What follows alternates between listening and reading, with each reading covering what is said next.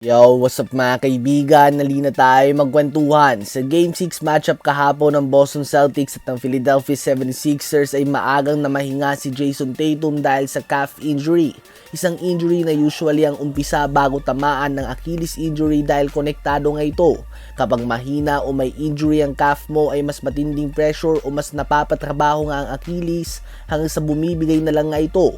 Well, madami nga ang nagdududa sa bilis ng naging recovery ni Jayson Tatum sa kanyang Achilles injury last playoffs at ngayon ay nakita natin na injured ang kanyang calf. Ganun pa man, ayon nga kay Tatum ay mahigit 10 buwan na nga daw siyang hindi naglaro at walang duda sa kanyang isipan na maglalaro siya sa Game 7 matchup nila. Isang bagay na hindi tiyak ng madami kung magandang ideya ba. Dahil ang calf tightness nga ay listed ang player na meron ito ng day to day.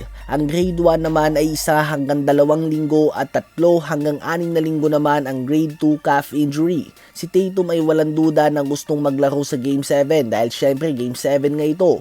Ganun pa man kung ikaw nga ang Boston Celtics front office and medical staff, wais nga bang desisyon ng hayaan ang star player mo nakakabalik lamang sa Achilles injury na maglaro na may calf injury?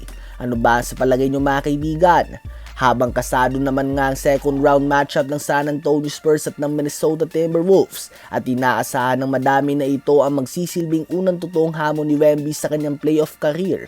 Makakatapat niya nga ang 4-time Defensive Player of the Year winner Rudy Gobert. Ayon nga sa iba ay hindi naman umano, deserve talaga ni Gobert na manalo ng mga award na ito, subalit hindi nga natin maitatanggi na isa siya sa mga best defenders sa henerasyon na ito at isang patunay na dyan ang depensang ginawa niya kay Nikola Jokic sa kanilang first round matchup.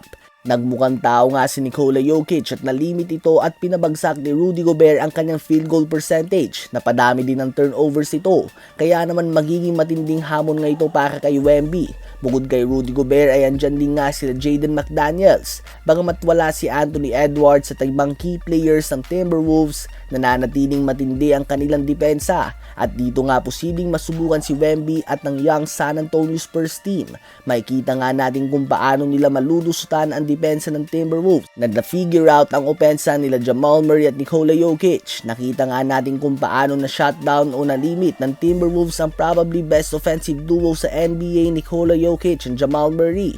Kaya naman dito nga ay masusubukan si Wemby at ang young Spurs team na ito kung paano ba sila makakapag-adjust sa napaka-pisikal na depensa ng Minnesota Timberwolves. Sino ba sa palagay nyo magwawagi sa semifinals matchup na ito ng Minnesota Timberwolves at ng San Antonio Spurs?